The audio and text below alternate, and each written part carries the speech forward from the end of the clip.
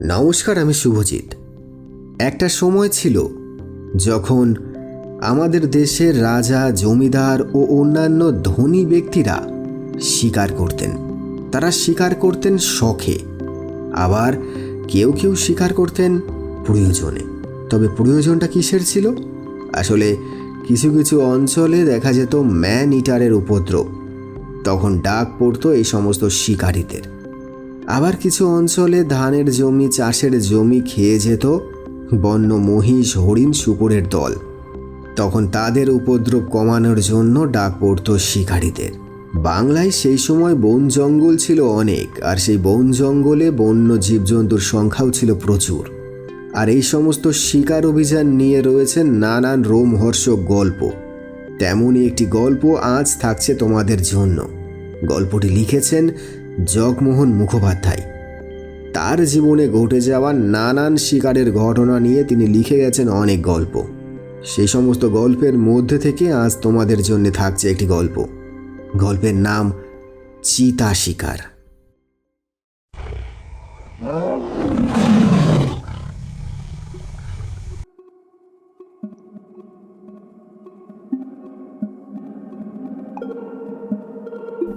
সে বছর হাজারিবাগের একটা ব্লক নিয়ে নিলাম শিকারের জন্য। ব্লকটার নাম ডাক শুনেছি আগেই, পৌঁছে জানলাম শিকার বেশিরভাগই হরিণ, সম্বর, বাঘ একরকম নেই বললেই হয়। শুধু আমাদের বাংলোটা গ্র্যান্ড ট্রাঙ্ক রোডের ওপরে হওয়ায় রসদ সংক্রান্ত অনেক অসুবিধা থেকে বাঁচা গেল। সেখানে পৌঁছানোর পরের দিন সকালবেলা প্রাতরাশ সেরে মজা করে রোদ পোহাচ্ছি, হাত পা ছড়াচ্ছি, এমন সময় একটি যুবক এলো, নাম রফি। আলাপের পর তাকে খুব ভালো লাগলো। যদিও সে পেশাদার গাইড নয়, তবু এই ভদ্র রফিকে শিকারের উপযুক্ত সহকারী হবে বলে ধারণা হওয়ায় ভাবতে ভালো লাগলো। মনে হলো বেশ শিক্ষিত, বয়স 24-25। আলাপে অন্তরঙ্গ হতে সময় নিল না। তার শিকারের বাতিক সাংঘাতিক, শুধু সুযোগ আর সঙ্গীর অভাবে বেচারির শখ মেটে না। আমাদের সঙ্গী পেয়ে খুশি হলো সে। রফি থেকে রফি সাহেব হয়ে সে আমাদের দলে ভিড়ল। চাকুরে হওয়া সত্ত্বেও দিনে রাতে ডাকা মাত্র রফি সাহেব হাজির। স্পটারের কাজে রাতারাতি তার দক্ষতার পরিচয়ও পেলাম। তবু নিজের সমস্ত গুণ গোপন করে সে আমাকে একজন পাকা শিকারী বলে ধরে নিয়েছিল। শিকারে সব সময় সঙ্গে সঙ্গে থাকতো। কেমন যেন আমার ওপর তার একটা আস্থা জন্মে গিয়েছিল এই অল্প পরিচয়েই। একদিন রফি সাহেব স্থানীয় একজন লোককে সঙ্গে এনে পরিচয় করিয়ে দিয়ে বলল, বলছিলাম মাইল চারেক দূরে এর ক্ষেত। সেখানে খেতে হরিণ এসে ফসল সব তছনছ করে। আপনারা যদি যান তো এক ঢিলে দু পাখি মরে, শিকারও হয়, বেচারির ফসলও রক্ষা পায়। কি বলেন? যাওয়া স্থির হলো। জায়গাটা ঘুরে দেখে সমস্ত প্রকার ব্যবস্থা করে আসা দরকার। গন্তব্যস্থলে পৌঁছে দেখলাম বিরাট ক্ষেত, লম্বা চওড়াই 1 বর্গ মাইল প্রায়। তার 3 দিকে জঙ্গল দিয়ে ঘেরা, একদিকে শুধু রাস্তা, দুপাশের জঙ্গল কিছু পাতলা, অন্য ধারে ক্ষেতের শেষেই ছোট পাহাড়ি নালা। আর তারপর থেকেই পাহাড় ও ঘন জঙ্গলে জমিটা 2 দিক থেকে ঢালু হয়ে এসে ক্রমশ মাঝখানটায় একটা খাদের মতো সৃষ্টি হয়েছে। দূরের পাহাড় থেকে জমিটাকে দেখলে মনে হবে কেউ বুঝি বিরাট মোটা একটা বই মাঝখান থেকে খুলে রেখে দিয়েছে। সেই খাদের একপাশে অড়হরের ক্ষেত, অন্যদিকে কিছুটা ভুট্টা ক্ষেত, বাকিটা অনাবাদি পড়ে আছে। প্রথমেই নালা পেরিয়ে গভীর জঙ্গলের দিকটা দেখা গেল। পাহাড়ের নালার পাশে পাশে নরম মাটিতে জানোয়ারের স্পষ্ট পায়ের ছাপ। সেই ছাপ দেখে বুঝলাম চেতরা, সম্বর বাদেও ফোটরা আর শুয়োরেরাও এখানে আসে, কিন্তু তারপরই একটা চরণ চিহ্ন দেখে বিস্মিত হয়ে উঠলাম। এ দাগ যে বিশিষ্টজনের, তাহলে কি তার সঙ্গে সাক্ষাৎ হবে এখানে? ক্ষেতের মালিককে প্রশ্ন করলাম, আচ্ছা বলছিলাম, এদিকে কি চিতার যাতায়াত আছে? উত্তরে সে বলল, কিছুদিন আগে বিকেলে হঠাৎ এক চিতা একটা গরুর উপরে হামলা করে, কিন্তু লোকজন জানতে পেরে হল্লা করে তাকে ভাগিয়ে দেয়। তারপর তেমন কোনো খোঁজ নেই আর। তবু আমার মুহূর্তের জন্য মনে হলো সে যেন নিখোঁজ হয়নি, গা ঢাকা দিয়ে আড়ালে সুযোগ খুঁজছে মাত্র। পরে অবশ্য কথাটা ভুলেই গিয়েছিলাম। ক্ষেতের দুপ্রান্তে মাচার মতো উঁচু করে কুড়া বাঁধা। স্থির করলাম এর ওপর চড়েই রাত্রে শিকার করা যাবে। সমস্ত কিছু ঠিক করে দুপুরে বাংলোয় ফিরলাম। সন্ধ্যের অনেক আগেই আমরা আবার রওনা দিলাম। সেখানে পৌঁছিয়ে ক্ষেতের মালিকের আস্তানায় ঘন দুধ দিয়ে আরাম করে কফি খেয়ে শরীর চাঙ্গা করে মাচায় উঠলাম। রফি আমার সঙ্গে রইল। কৃষ্ণপক্ষের শেষের এক তিথি, চারদিকে জমাট অন্ধকার। পাশের প্রান্তর ও দূরের জঙ্গলে অদ্ভুত এক নিস্তব্ধতা, সমস্ত মিলিয়ে একটা ছমছমে ভাব। তার মধ্যে নিষ্পলক চোখে বসে আছি শিকারের অপেক্ষায়। খুট করে শব্দ হলেই ভাবছি বুঝি শিকার এসেছে। তীক্ষ্ণ দৃষ্টি দিয়ে যত দূর চোখ যাই দেখতে চেষ্টা করছি। এভাবে অপেক্ষা করে করে সময় কাটছে। রাত 9টা, কিন্তু আমাদের ভাগ্যে কোনো শিকারই জুটল না। 10টা, তবুও কোনো জানোয়ারের পাত্তা নেই। শেষ পর্যন্ত রফি বলল, নেমে পড়ি। হ্যাঁ, বসে থেকে কি হবে? তার চেয়ে বস্তির লোককে জিজ্ঞাসা করে দেখি আজ আর কোনো জানোয়ার আসার সম্ভাবনা আছে কিনা। কথাটা আমার ভালোই লাগলো। কুড়া থেকে নেমে দোমড়ানো শরীরটাকে সোজা করে আরাম বোধ হলো। রফি খানিকটা অপ্রস্তুত হয়ে পড়েছিল। সে বলল, এই শীতে আমার কথাই বড্ড কষ্ট পেলেন আপনি, অথচ বরাতে কিছুই জুটল না। আমি হেসে বললাম, তাতে কি হয়েছে? যা দিনকাল শহরের লোকেরা কথা দিয়ে আসে না, আর এ তো হলো জঙ্গলের জানোয়ার। রফি তবু সান্ত্বনা পেল না। সে বলল, সত্যি আজকের ব্যাপারটা কিন্তু বড়ই আশ্চর্য। এমন কোনো রাত যায়নি যেদিন এই ক্ষেতে জানোয়ার আসেনি, কিন্তু কি হলো আজ কিছুই মাথা মুন্ডু বুঝতেই পারছি না। রফির কথাটার অর্থ আমার কাছে স্পষ্ট হলো না।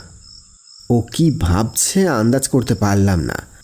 শেষে রফি বলল, চলুন বস্তিতে গিয়ে খোঁজ নিই, গভীর রাতে আর কোনো আশা আছে কিনা।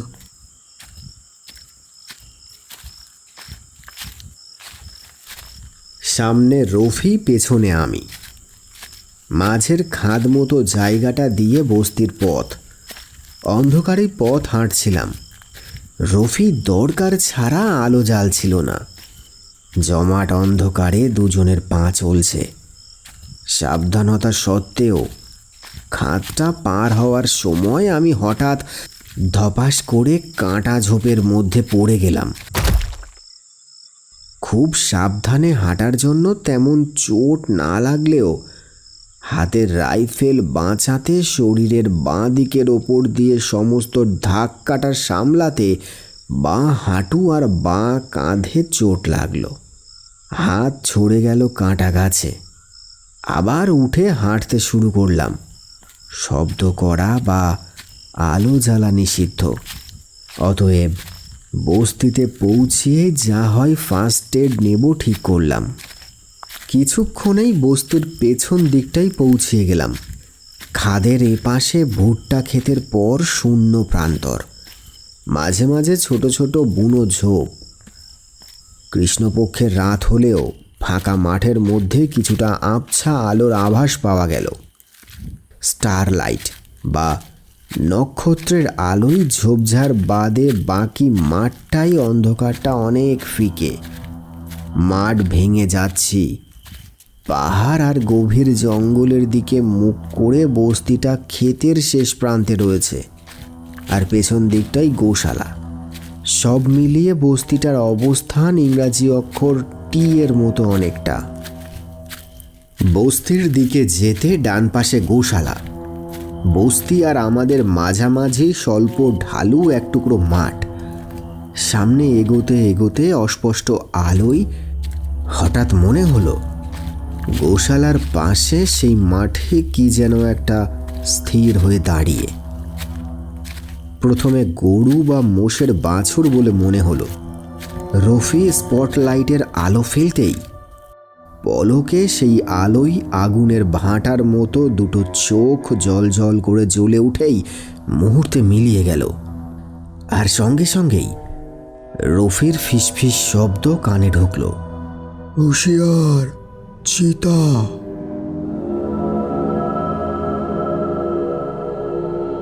চোখ দেখেই চিতা মালুম পেয়েছি, কিন্তু এখন হুঁশিয়ারি আর হব কি করে? মুখোমুখি মাটির পর খানিকটা বিপজ্জনক বোধ হলো। মাত্র 20-22 গজ দূরেই চিতার আবির্ভাব। তবু যা সুবিধে, ঢালু মাঠটুকুর উঁচু দিকে আমরা রয়েছি। তেমন ঢালু না হলেও চিতা আমাদের চেয়ে কিছুটা নিচে। বেশ বুঝলাম, ইনি এর আগে একদিন গরু ধরতে এসে হল্লার ভয়ে বিফল হয়ে ফিরে গেছেন। রাত্রির অন্ধকারে যাতে কোনো ঝামেলা না হয় তাই তো চোরের মতো কাজ হাসিল করতে এসেছেন। কিন্তু এখন কি করা যায়? আমাদের গন্ধ পেয়ে লজ্জায় সেই যে মুখ ফেরালেন, আর এদিকে আসবার নামটি নেই। শুধু তার অস্পষ্ট শরীরটা দেখতে পাচ্ছি। রাইফেল তুলে আন্দাজে নিশানা করতেই রফি বাঁ হাত দিয়ে নলটা নামিয়ে দিল। বলল, পেছনে গরু মোষের খাটাল, গুলি ফসকালেই কিন্তু বিপদ। গোয়ালের কথাটা আমার মনেই ছিল না, উত্তেজনায় ভুলেই গিয়েছিলাম। তাই রফিকে মনে মনে ধন্যবাদ দিলাম। ভাবলাম তার শটগানে এলজি গুলি দিয়ে কায়দা করতে পারবে। রফিকে বলতেই সে উত্তর দিল, না না, দেখি কি হয়। রফি হাতের জ্বালানো আলোটা এবার নিবিয়ে একটু বাদেই আবার জ্বালালো। চিতার একটা চোখ তার মধ্যেই এদিকে ফিরেছে। বিপদটা সে এতক্ষণে বুঝতে পেরেছে। আলোয় বার দুই তাকিয়ে আবার চোখ ঘুরিয়ে নিল। 2-1 পা বুঝি সামনে এগোলো, তবু দুটো চোখ নজরে পড়ল না। রফি হঠাৎ বোধহয় বিপদের আভাস পেয়ে কুনুই দিয়ে আমায় গুঁতো মেরে আলোটা নিভিয়ে দিল। সঙ্গে সঙ্গে আমি মাথায় লাগানো জোরালো হেডলাইটটা জ্বালালাম। এই সামান্য পলকের ভগ্নাংশে দেখলাম চিতা খানিকটা এগিয়ে একটা ঝোপের আড়ালের মধ্যে মাটিতে বুক মিশিয়ে বসে পড়েছে। দুটো চোখ এবার স্পষ্ট জলজল করে জ্বলছে। এখন আরও মুশকিল, চিতার পেছনেই এবার বস্তির মাটির দেওয়ালগুলি। গুলি একবার ফসকালে মানুষ খুনের দায় পড়তে হবে। বাঘ বা চিতারা ঘেরের মধ্যে পড়লে ভয়ঙ্কর হয়ে ওঠে। ঠিক ঘের না হলেও ওর পেছনে রাস্তা বন্ধ। পালাবার একমাত্র পথ আমাদের সামনে দিয়ে। সুতরাং এই প্রায় বন্দি অবস্থায় চিতা যে কোনো সাংঘাতিক অঘটন ঘটিয়ে ফেলতে পারে। পাশে বেশ বড় দুটো আম গাছ নজরে পড়ল। একটা চিতার কাছাকাছি আর অন্যটা আমাদের। মাথায় বুদ্ধি এলো। রফিকে ঠেলতে ঠেলতে আম গাছটার কাছে চলে এলাম। এখান থেকে দুটো সুবিধে। প্রথমত, গাছের পেছনে আমাদের অবস্থানটা খানিকটা সুবিধাজনক। দ্বিতীয়ত, এখান থেকে চিতাকে লক্ষ্য করলে গুলি ফসকালেও গোশালা বা বস্তিতে যাবার সম্ভাবনা নেই। গাছের কাছে পৌঁছানোর আগেই আমি আলো নিভিয়ে দিয়েছিলাম। গাছের কাছে পৌঁছানোর পর আবার আলো জ্বালতেই দেখি চিতা ঝোপের পেছন থেকে বেরিয়ে তার কাছের আম গাছটার গা ঘেঁষে দাঁড়িয়ে। বোঝা গেল ওই দিক দিয়েই ওর যাবার ইচ্ছে, আর সে এসেছেও বোধহয় ওই পথ ধরে। সুতরাং পথ আটকালে বিপদ অবশ্যম্ভাবী। মিনিট 2-3 লুকোচুরি খেলা চলল। সে বিরক্ত হয়ে উঠে সামান্য গোঁ গোঁ করল, খানিকটা গোঙানির মতো।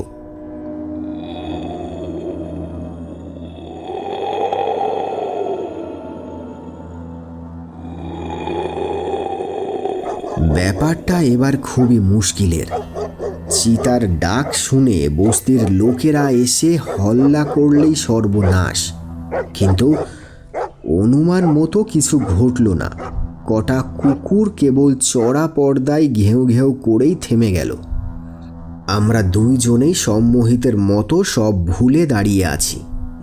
আর একটু, অন্তত ইঞ্চি 6 এগিয়ে দাঁড়ালে ওর মাথা লক্ষ্য করে গুলি ছুড়লে লক্ষ্য ভ্রষ্ট হলেও গাছের মোটা গুড়িতে তা আটকে যেত। তা না হলে এখান থেকে গুলি করা সম্ভব নয়। আগের জায়গায় যেতে পারলে এখন অবশ্য সুবিধে হয়। এই ভেবে চিতার গায়ে আলো ফেলে ধীরে ধীরে হাঁটতে লাগলাম। আমার মাথায় হেডলাইটটা জ্বলছে। গতিক ভালো নয় বুঝে রফি আগে ভাগেই টর্চটা কোমরে ঝুলিয়ে 2 হাতে বন্দুক নিয়ে রেডি হয়ে গেল। গুলি চালাবার সুবিধা মতো জায়গায় এসে রাইফেল তুলে টিপ করতে গিয়ে দেখি বন্দুকের সামনের মাছির ওপর লাগানো সাদা অ্যাডহেসিভ টেপ নেই। যখন পড়ে গিয়েছিলাম তখনই হয়তো সেটা খুলে গেছে, অথচ অন্ধকারে মাছি দেখতে না পেলে টিপ করাও শক্ত। তাছাড়াও পড়ে গিয়ে কিছুটা ব্যথা পেয়ে আমার মনের নির্ভরতাও অনেকটা কমে গিয়েছে। তবু রফিকে রেডি বলে যা কপালে থাকে ভেবে ট্রিগার চাপলাম। কিছু বুঝবার আগেই রফির বন্দুকও গর্জে উঠল। পরপর দুটো বন্দুকের শব্দ সামনের পাহাড়ের গায়ে ধাক্কা খেয়ে প্রতিধ্বনিত হয়ে গুমগুম করে বহু দূর গড়িয়ে যেতে লাগলো। বস্তিবাসীরা সেই আওয়াজ পেয়েই যে যার ঘন্টা বাজাতে শুরু করলো।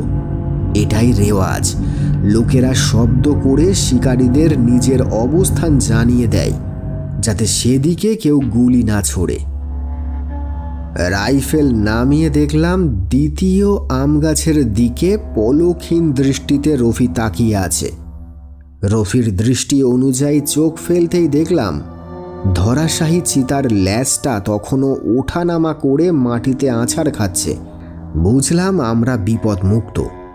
একটা স্বস্তির নিঃশ্বাস বেরিয়ে এলো বুক থেকে। বললাম, যাক, বাঁচা গেল। রফি উত্তরে বলল, খুবই অসুবিধাজনক জায়গায় পড়েছিলাম। আমরা কিছু করার আগেই ও হামলাই করতে পারত।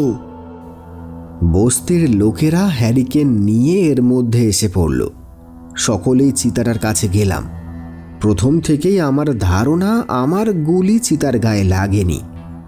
সামনে এসে দেখলাম অনুমান সত্য, আমার গুলিটা চিতার কাঁধ ছুঁয়ে গাছের গুড়িতে বিঁধেছে। আসলে রফির গুলিতেই তার ভবলীলা সাঙ্গ হয়েছে। রফিকে অভিনন্দন দিয়ে বললাম, রফি, আজ তোমার এই স্থির বুদ্ধির জন্যই আমরা ভয়ঙ্কর বিপদের হাত থেকে বেঁচে গেলাম।